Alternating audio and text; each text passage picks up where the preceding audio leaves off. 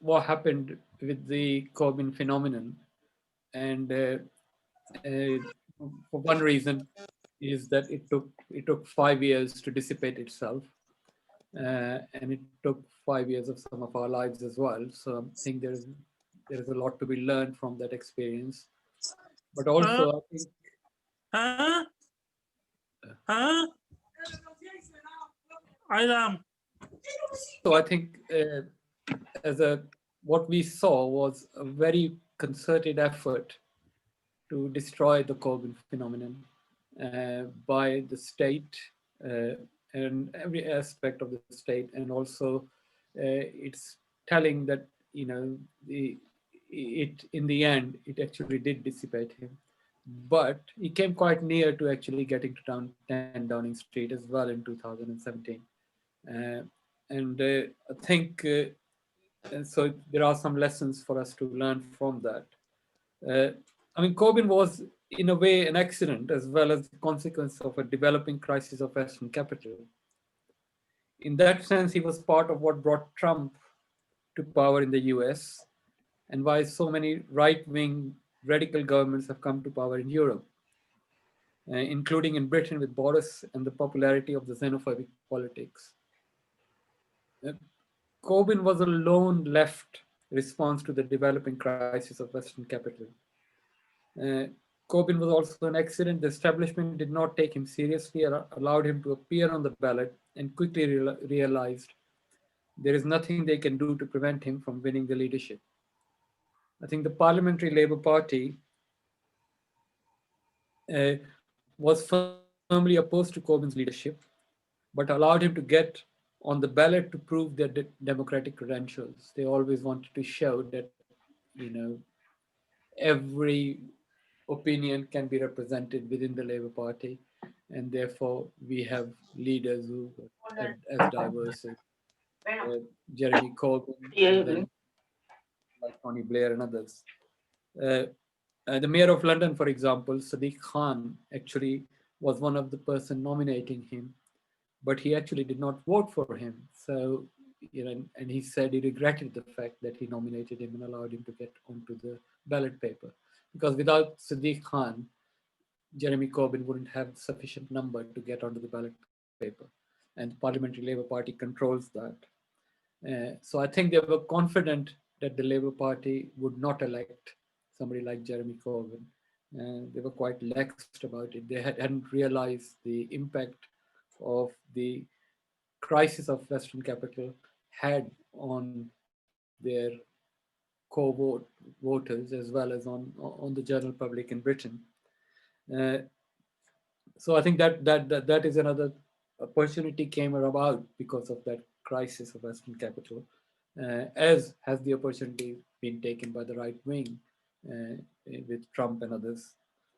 Uh, so Labour under Corbyn came remarkably close to victory in 2017 general election, but it failed, and I think it failed particularly for a few reasons. Uh, First, there is a failure of the Corbyn leadership in not being definitive about its goals and going for it. It hesitated and tried to accommodate the neoliberal elements within Labour, and that helped those elements to bring about Labour's defeat in 2017. I think the report was published just after Jeremy. Well, it was, I think, uh, Jeremy Corbyn who initiated the report, most likely, but it was leaked after he stopped. Well, after he lost his leadership of the Labour Party, and that suggests that the the administration within Labour actually worked for Labour's defeat in 2017. And they were very close to winning in that 2017. I think the estimates are that there were only a few thousand votes away from 10 Downing Street.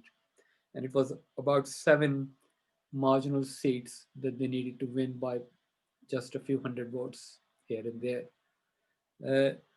So the, uh,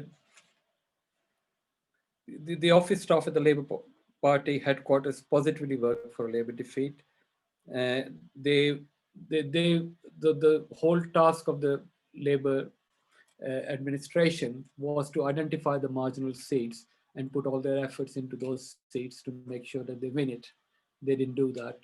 And in fact, I think they actually refused assistance to people who were asking for it. I mean, I think in the election, for example, in Edgbaston in Birmingham, it was considered that Edgbaston was going to lose, uh, would be a loss for Labour. The head office, the Labour head office, refused to help Edgbaston in any way. It was primarily the Momentum workers who came out and supported the Edgbaston candidate, who in the end is not a very good candidate, but she did win despite the Labour Party saying itself, the official uh, at the head office, that this seat is not worth defending.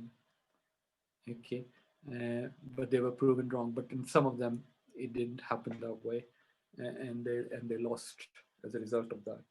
Uh, so I think that that is one aspect of it. The other aspect was that both the left of the Labour Party was not really confident enough in its own capacity to bring about a change. They wanted to accommodate the right, uh, and I think they fail to realize that what the right wants to do is to take the left to the slaughterhouse. And what the left thought was that they can actually work with the right and make some concessions, and therefore can make some headway. And in fact, they really made some very stupid policy decisions that just did not, you know, tally with what the electorate were thinking in 2017 even. And I think in 2019, it was definitely uh, the way the whole campaign the Labour Party ran led to its defeat. And that was primarily also because the left had capitulated its leadership to the right wing of the Labour Party. So I think that was one aspect of it. And for instance, I think there were the left of the Labour Party was uh, not very explicit in what they wanted to do over Brexit, and that cost them some votes in 2017. But in 2019, it actually caused it made them lose the election, and it made them lose the election in their own heartlands, in which were staunch Labour Party seats were lost as a result of that. Uh,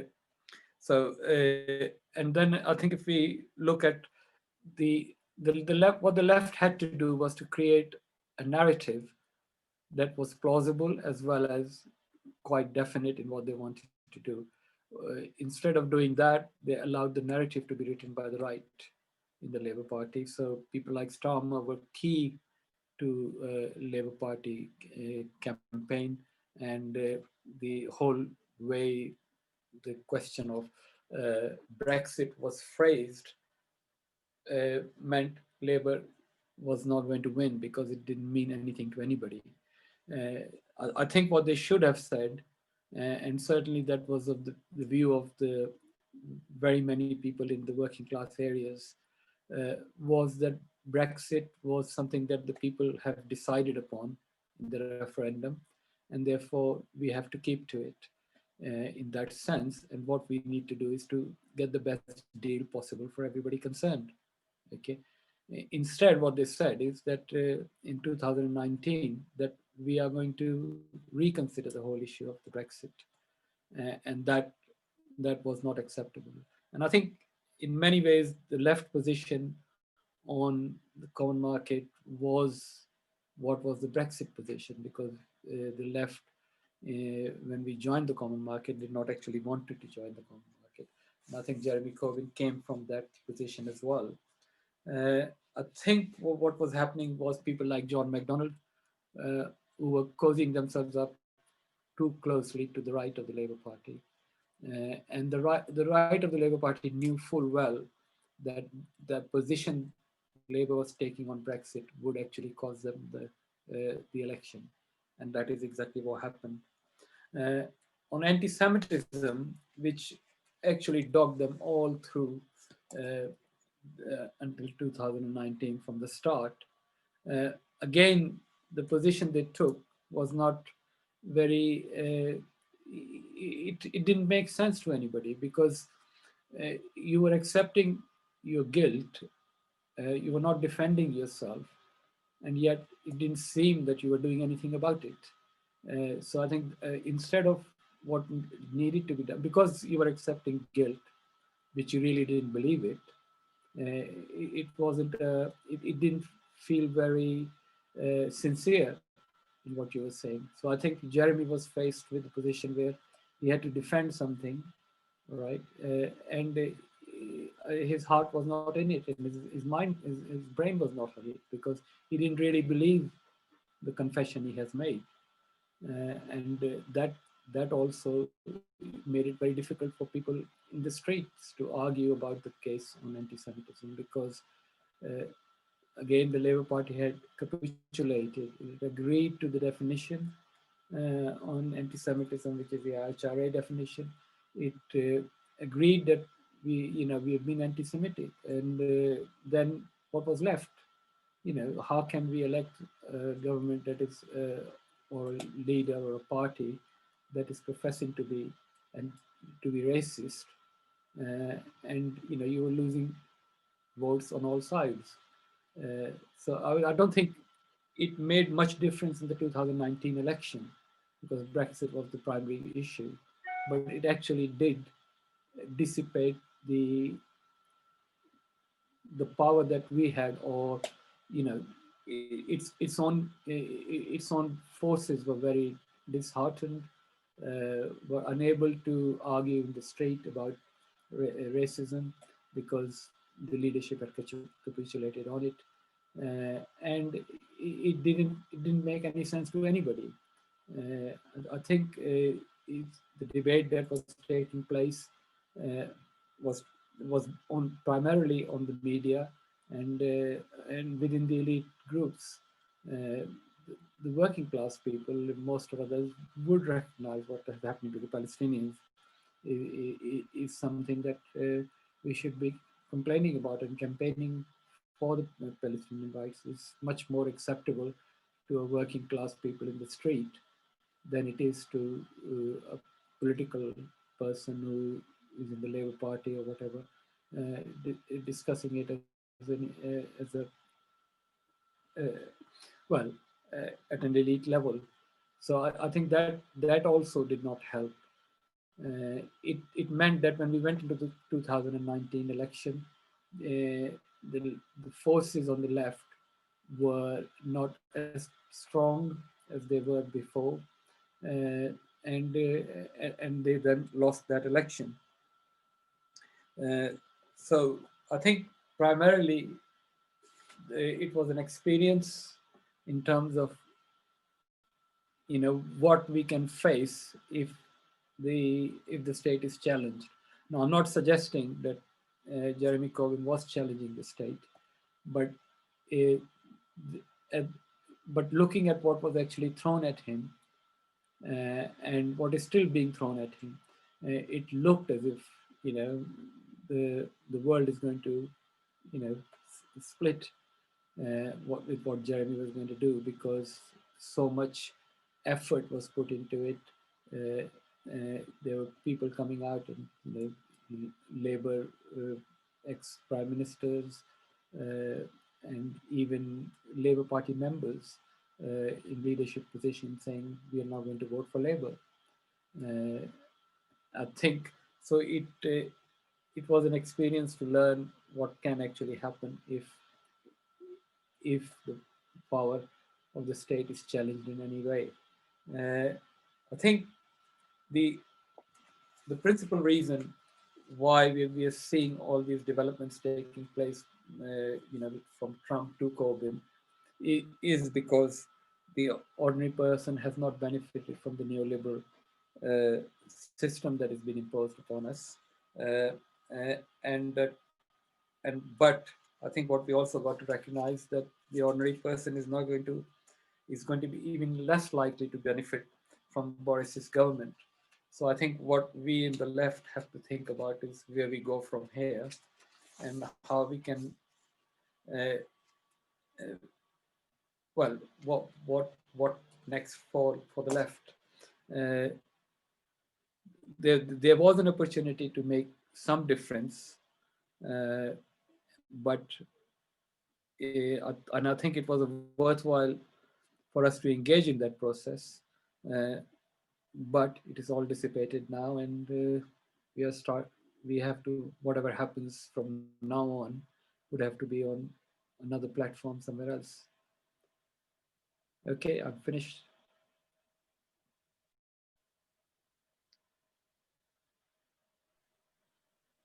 Okay, Thomas, I finished. Yeah, okay. Let's start the discussion.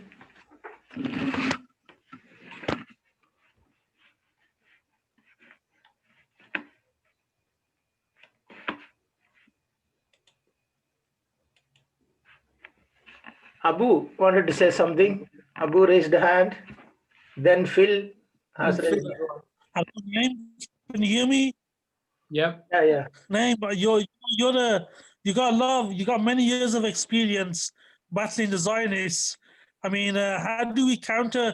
How do you go about countering the Zionist lobby in this country? And you know yourself that the PSC has been accused of anti-Semitism, which is absurd, and they've weaponized anti-Semitism.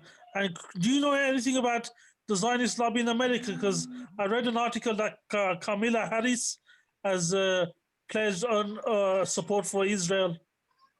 Is this question connected with Corbyn's?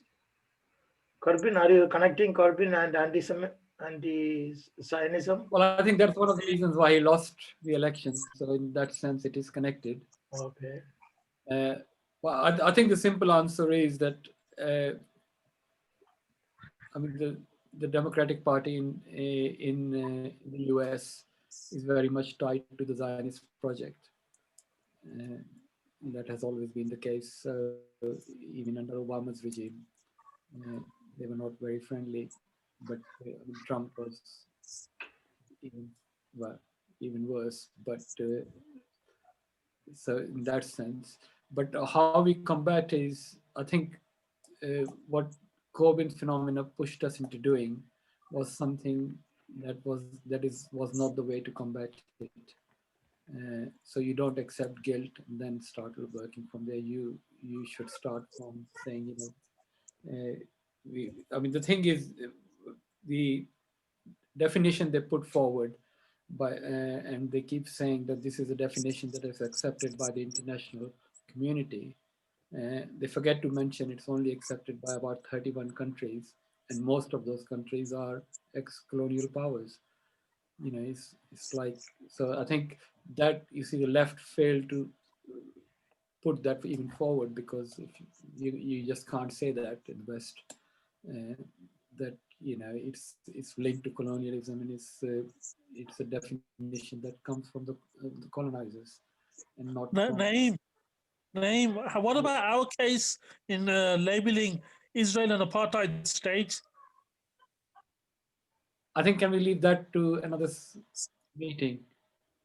Okay. Phil's question. Oh, okay. Yeah.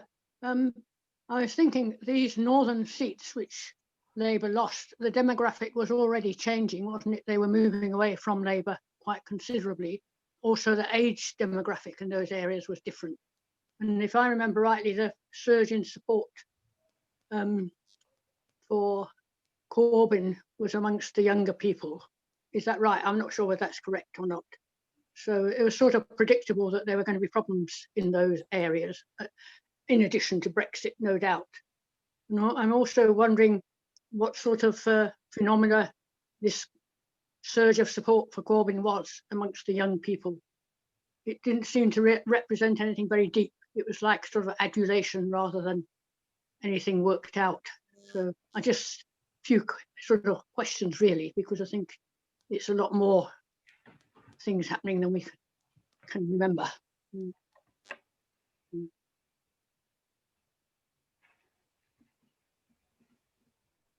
Yeah. And the young people have moved away, and they're sort of tended is moving towards the old, and Labour are already having problems retaining those areas. So it wasn't simply, you know, that the things were changing anyway. That's all I'm saying. It's not anything, you know. No, I mean, I think the demography was changing because of the neoliberal policies meant that there were no jobs, so young people were leaving. That's right. Yeah. But that started long before. Yeah, yeah, that's true. It did. Yeah. But the thing was that there was a certain amount of loyalty to Labour because of the older people had some experience of the trade union movement, of everything else, and therefore there was some attachment to that. But what destroyed that was the fact of the the infight, and they saw Jeremy Corbyn as a representative of the educated young people and not as representatives of the working class in the Labour Party. So that was another aspect, and I think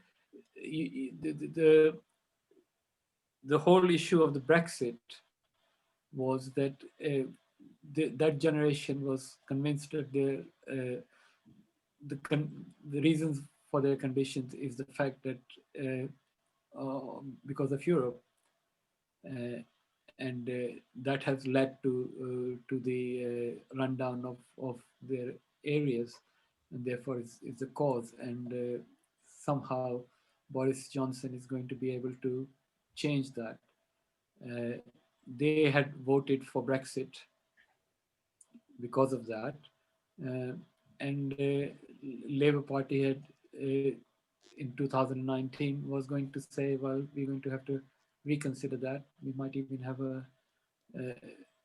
another referendum, and that actually, I think, was the final straw. I think that brought the camel's back. Now, I think that was, I mean, forgetting about it ideologically and politically, whether it was correct or not, in terms of strategy to win an election, that was the most stupid thing to do. But people who were the architect of that strategy were people like Starmer, because he was chief person responsible. And I think he must have known that Labour is going to lose if they took that position in those seats, and that's exactly what happened. And you see people like John McDonnell were, cozying up to Tony Blair and others. And in fact, he had a interview with what's his name, Tony Blair's press officer, isn't it? Just before the elections, in which he says, we could work together. Yeah, Lake. I'm not too sure. We seem to be mourning the death of the Labour Party, stroke Corbyn. And I don't really understand why we're doing that. The Labour Party is a party of the establishment. Even if Corbyn had won, which was not going to happen, but the history shows that it has, it did not win. It would have been restricted to the British Constitution and work under it. And we know who runs the British Constitution. Brian, I can see your finger. You can come in next.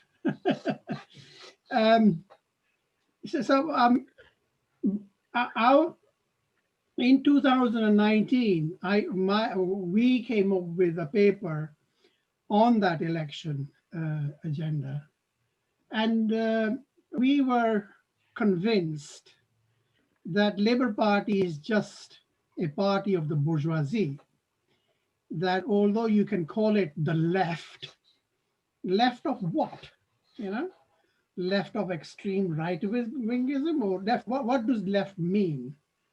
Question really is, you know, are we looking at Labour Party to be a revolutionary party that talks in terms of, you know, defeating bourgeoisie, or are we? What is it that we're looking at? And our view was that the Labour Party has a history of being anti-working class. They have never, even Corbyn, and I don't even think people like Ben or his predecessor Michael Foot ever talked in terms of repealing the anti-labor laws. So our view in 2019 was that it is actually a bourgeois party, and they're going to use Corbyn as a fodder, cannon fodder, and that he is not actually going to get anywhere. And this is what has happened. Our view was that in the 2009-17, French people had an election, and I think something like 20% of the votes in that election, if I'm right, people voted for none of the above. And so our view was that, you know, Labour, Tory are both the same. They're both playing the same game. Very much like what is happening, you know, we're trying to split hairs between Biden and bloody Trump. And that was the position we took at that time. And I think our position was vindicated. And we should have, you know, I'm not a firm believer in parliamentary politics, but I can see you guys, or some guys will say, well, what alternative do we have apart from the part in it? Thank you. Okay, Brian. Mute. Unmute. Unmute, Brian. Ryan, you're muted.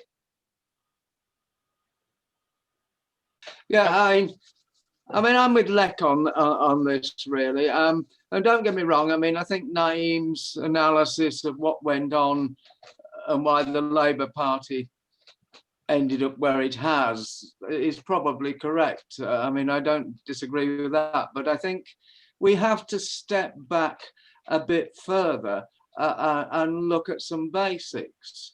I think it can be argued that sort of most of the self-styled left in this country is actually a consequence of the spoils of super imperialism that have given this illusion of sort of a parliamentary road, and that sort of we also have to look at the nature of the state. It is not an independent body, it is a class body, and that Parliament is a very important part of that boss's state.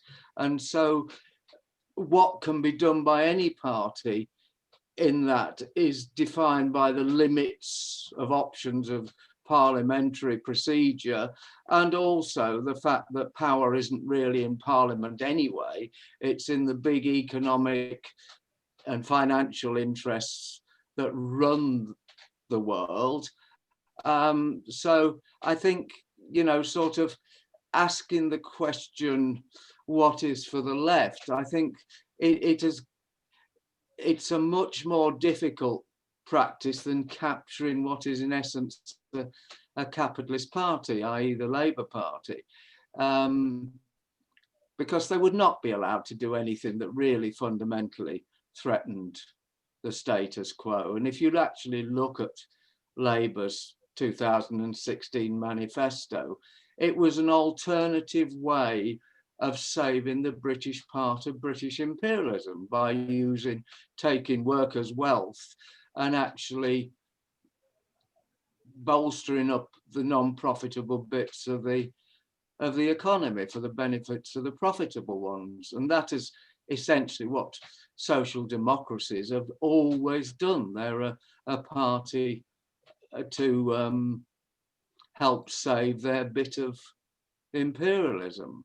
And I think sort of we've got to, if you're talking about the left, it's got to face up to the effects of imperialism in somewhere like Britain and realise that we've probably got to start a very long process of going amongst the people, taking them where they're at, and over a period of time building up an alternative power base to that of Parliament and the other bits of the state. And as long as you're putting your main focus on Parliament, you're fighting the bosses on their defined terms. So you're always going to lose. And let's face it, a manifesto is what a party puts out in order to win an election. It's not what actually happens afterwards. So I think, you know, sort of, we've got to recognise that sort of, yes, the trade unions can be made to be part of a progressive force, but this labour movement is a pro-imperialist force. And if you actually look at history, they've overwhelmingly sided with the interests of British imperialism because of the spoils that they've got from imperialism. And I think we've got to look in much broader terms. And I would actually argue, because the Labour Party provides this pseudo alternative to capitalism, it actually makes it the best boss's party because it hides the actual issue of what's got to be faced. I mean, I'm not attacking Naeem here because he's heard all this from me before anyway. So I mean, but so I probably spoke for far too long, but I hope you've got me gist. You got to look at the history of the Labour Party, and I think we also got to look at all the revolutions that have taken place. I mean, I think the Marxist-Leninists in Soviet Union did not ignore the parliamentary road. They participated in both things, and they created the Soviets as well. So I think, you know, we need to be cognizant of that. And I think also the Labour Party was a product of the working class struggles. And it has changed, and it has changed its character. I mean, even if you look at our own lifetimes, you see, I mean, most of the leaders in the Labour Party, I mean, they may not be perfect examples of revolutionary leaders, but came from the trade union movement until people like Tony Blair and others came on the scene. That's when now you don't find anybody from the working class in Parliament, or very few, if any. So I think the changing nature.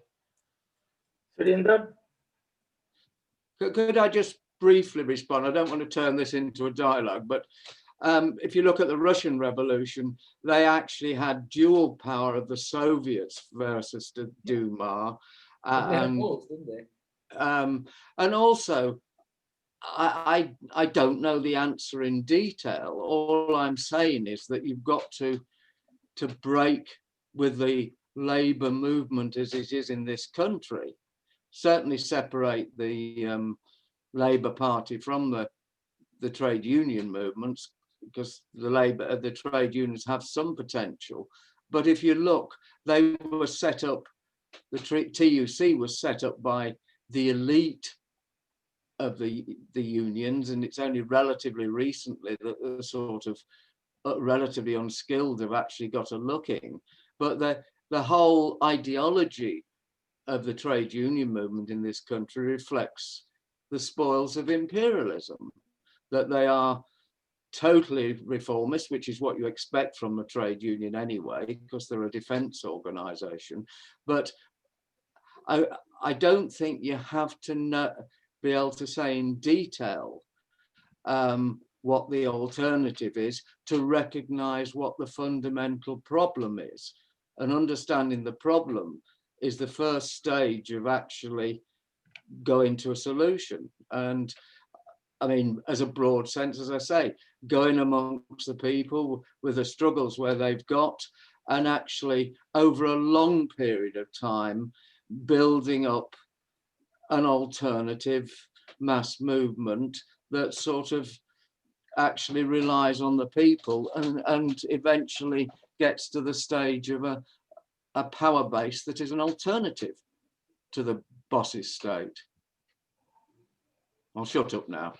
Surrender. Yeah, well, essentially, I think I agree with, you know, that we can't, that parliamentary democracy isn't going to give us socialism as it stands.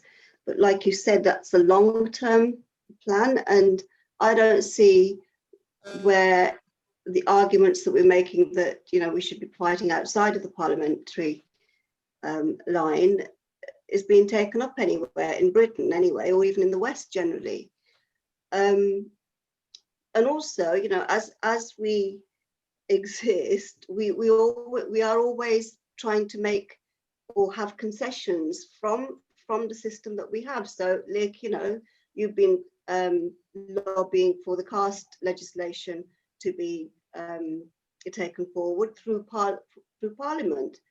The gains that we've made for women and for even, you know, race relations and stuff have come through Parliament at the moment. So theoretically, and even as a political strategy, I would agree that yes, let's work for socialism elsewhere, but I can't see the avenues for that. Where do you do that at the moment? Nick. Yeah, it's a very, very difficult question, and I think the starting point has to be not to rely on the mainstream political parties, you know, to try and convert them into our way of thinking, because they are already locked into their own class interests. So it has to be that you take in your vicinity or in your area or in your community, look at what are the issues and what are the agendas. For example, you know, why don't we take active part in residential operations, you know, people who are facing evictions and people who are having to pay their rents and not getting the landlords to. So, you know, there are various issues in society. You know, it could be the schools issues in your area, you know.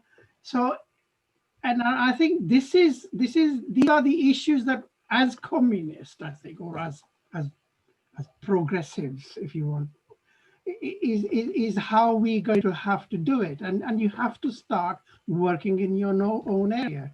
I mean, I try to do that a little bit last weekend in my Gurdwara areas, you know, highlighting the plights of the Dalits and the rapes that are taking place back at home, back in India.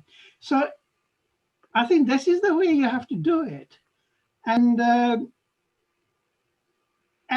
fighting austerity measures in your areas, you know, and I think that the starting point for us is to identify what are the people agenda, gather support on that.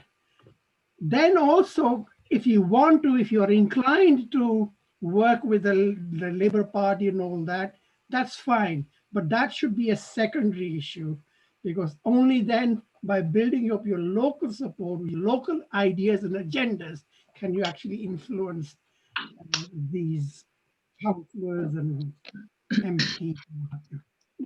That's my suggestion. That's all I can think of. Okay, 9. Yeah, I think, I mean, a couple of things. Certainly taking it from what Surinder was saying. I mean, the several things I've been involved in, and I find it that it was inevitable that we would get engaged with the parliamentary system, because first example is the Guantanamo thing. We had to convince the government to act on behalf of those who were held prisoners in Guantanamo, and to bring them back to this country. We had no alternative but to get those MPs to actually, go to the government and say this is what needs to be done, and to raise questions in Parliament. That has to be done. So it was part of the reason why we were in the Labour Party was not because we decided Labour Party is the tool for changing things. We were involved in struggles that meant we had to find partners, or we had to find people we can work with who can actually help us achieve some of our immediate objectives. Okay, so for example, in terms of Palestine, unless we ask the British government to take action against Israel in terms of applying the divestments or applying sanctions on Israel, which is what we did with South Africa, right? It does involve us in working with the parliamentary system.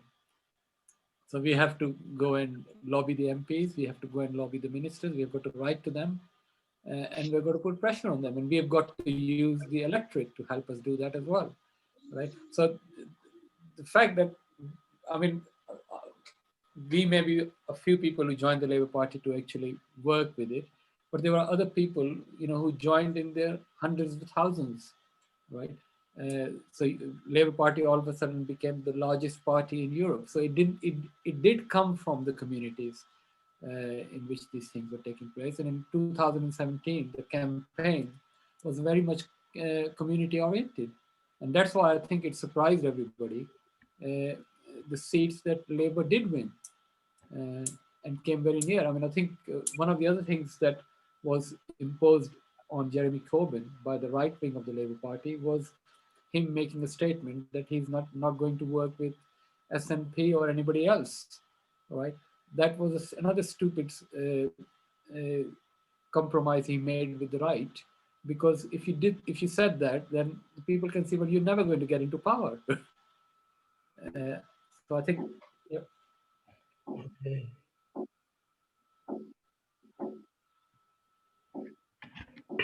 Okay, sir. Okay, Kalpana. You're muted, Kalpana. I've been interested and involved in politics since my university days, and I remember slogans then that Labour Party are just two wings of the bird that's serving the imperialist state. So I don't have any illusions, and that Labour Party is going to do that. And Labour Party was the one that brought in all the immigration laws and things that I was involved with, anti-deportation campaigns and things. And so Labour Party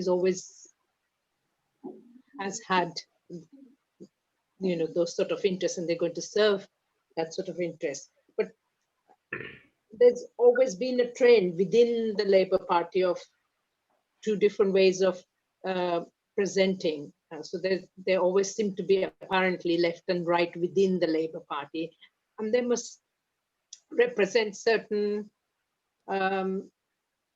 forces or certain interests, how to take something forward.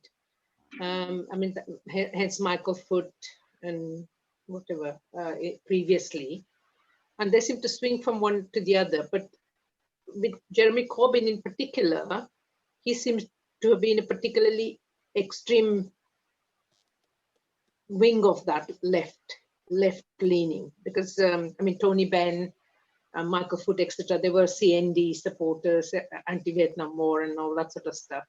And he seems to have been a lot more consistently on the solidarity and sort of fights and things that could be considered anti-imperialist in a way. So of the interest to me was, given that he, I mean, Naeem, you said, it was by accident he actually got nominated and actually got elected. But given that, it seemed really vicious that the Parliamentary Labour Party was actually not even prepared to work within their own rules, and I mean, that's what seems strange, that they were quite prepared to lose their own seats rather than sort of accept what he was trying to put forward as an alternative. And the other thing that perhaps most of us are fed up, but it seems interesting about the anti-Semitism. He didn't seem to have worked out, and I don't mean him as an individual, but his wing of the party didn't seem to come out with any kind of coherent policy or reasons or whatever to explain why they weren't anti-Semitic. I mean, it seems to me, considering he had so many other quite well-developed lines and ideas, this particular thing, they've not been able to counter it. And then the third thing, you sort of made distinction between 2017 versus 2019, and main support seemed to be in youngsters. But I mean, young students and things were supporters of liberal Democrats over issue of university fees and things in the previous election. So their sort of activity and things is that they want to be active, but what they might support might vary. And so in some ways, we constantly talk about theory versus practice and things. There is a need for some kind of theory and some kind of worked out ideology. Otherwise, this sort of activity and enthusiasm and whatever tends to just get dissipated. It doesn't get developed into anything consistent or moving anything forward. People just, majority of people will just get disillusioned, which is what seemed to happen. Yes, sorry, just to take that further about the Parliamentary Labour Party, I mean, it's gone to the extent of actually suspending him. I mean, so it's, there's something that he stands for that majority of the Parliamentary Labour Party is against. So, and I don't know what exactly that is.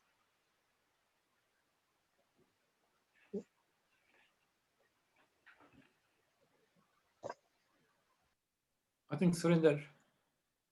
Surinder, yeah. Yeah, I think, as well as the Parliamentary Labour Party, I think we've also got to talk about how powerful the media is in silencing any alternative voices, really. And within that, how any discourse that goes against what could be seen as pro-terrorist or pro-Muslims, or gets silenced very quickly. And one of the things he was associated, not one, but he was vilified for his associations with the IRA, the Islamist terrorists, and anything that goes on. So I think it's the media as well, and who the media represents and stuff. So it's not just the parliamentary democracy itself as well. So any voice that is against these main discourses does get silenced. And if he gets silenced, where are the alternative ways of organizing then?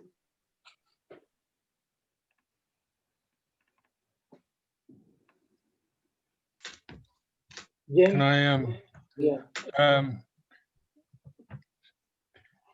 As far as Corbyn is concerned, I think he's a good man.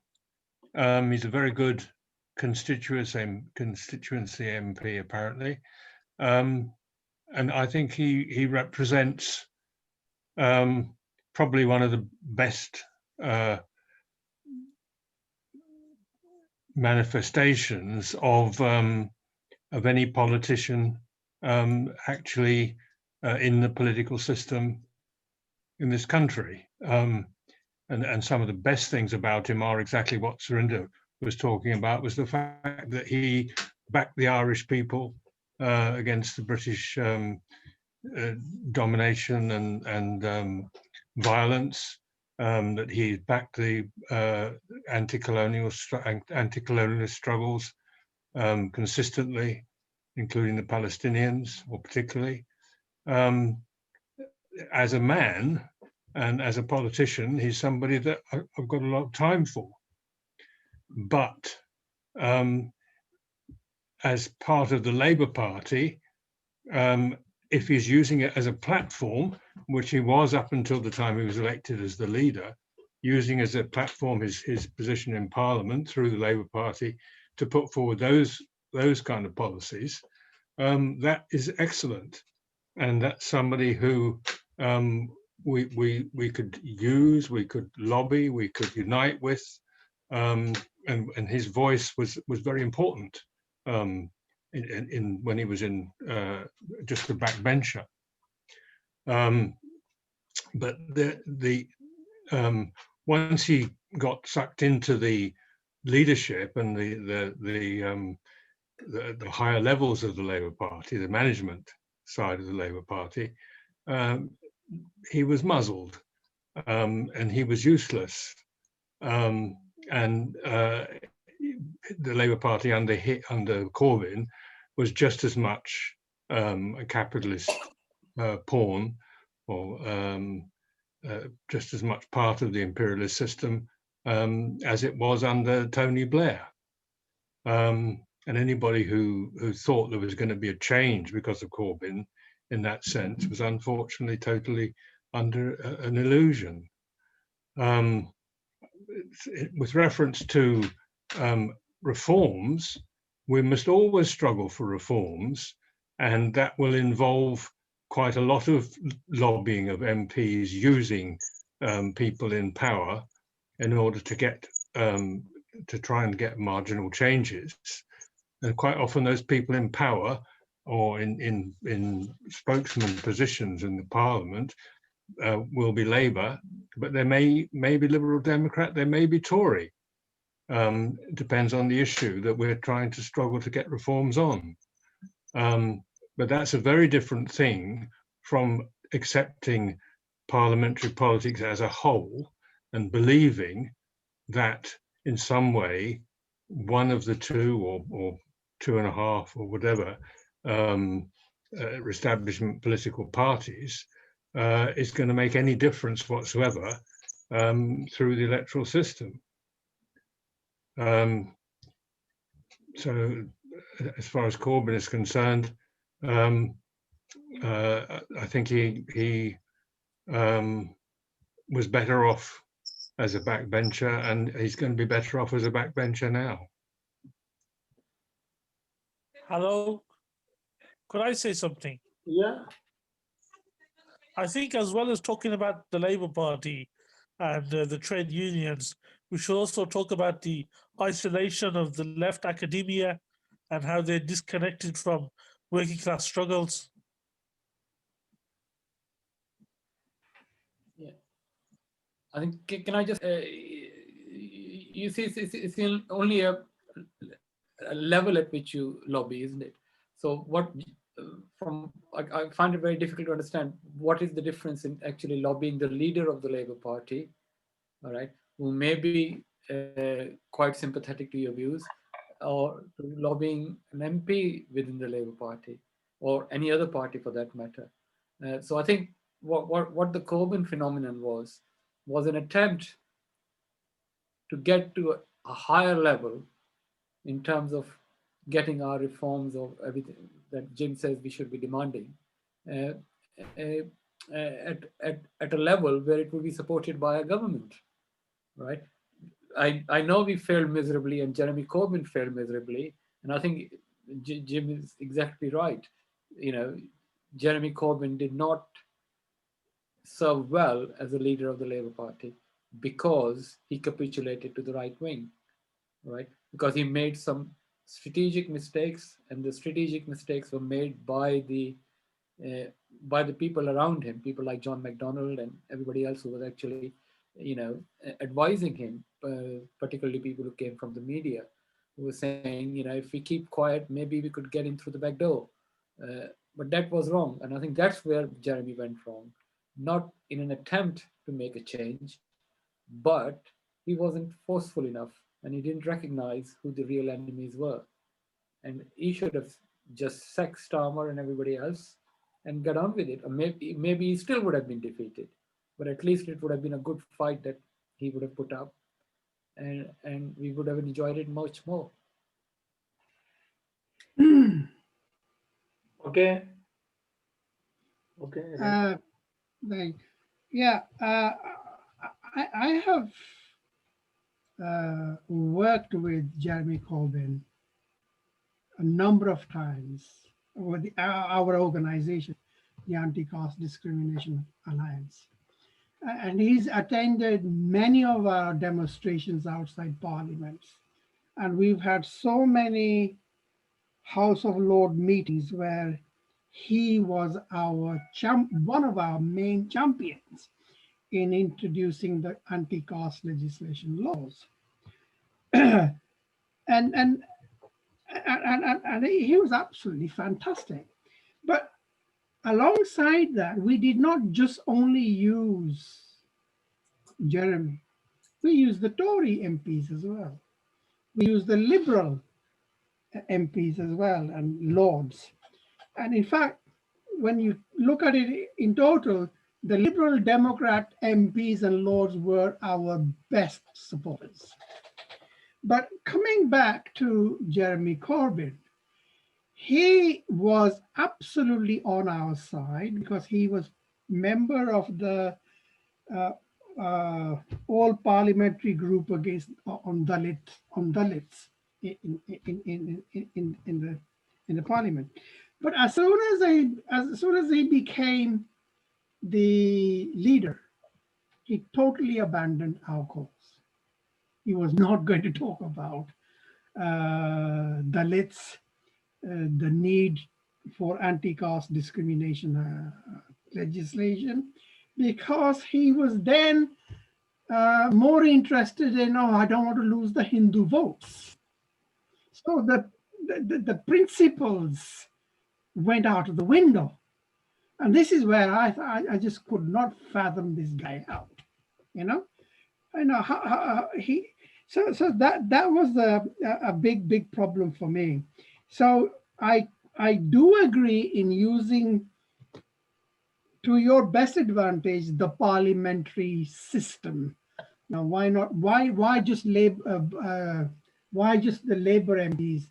Why not the Liberals and the Tories? In fact, we had very good Tory MPs who were supporting us. Now, that's one thing I just wanted to say. The other one was that, yes, you know, the Labour Party actually, their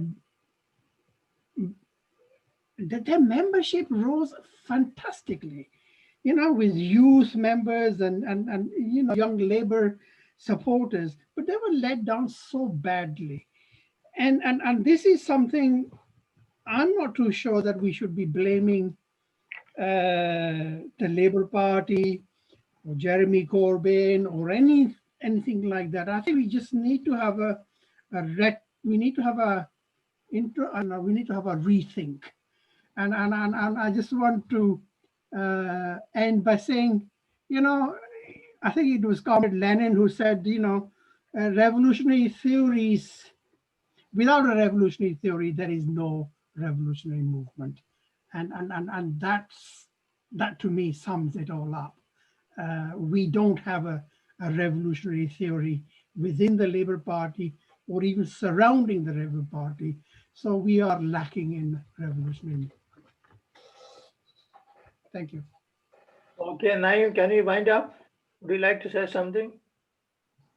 No, just one thing. I think Jeremy Corbyn probably will be thrown out of the Labour Party. So that's probably what happen, unless he really capitulates. But I doubt that. Okay, shall we wind up our discussion? Thank you very much. I wanted to discuss something else, if you allow me. Mhm. Yeah.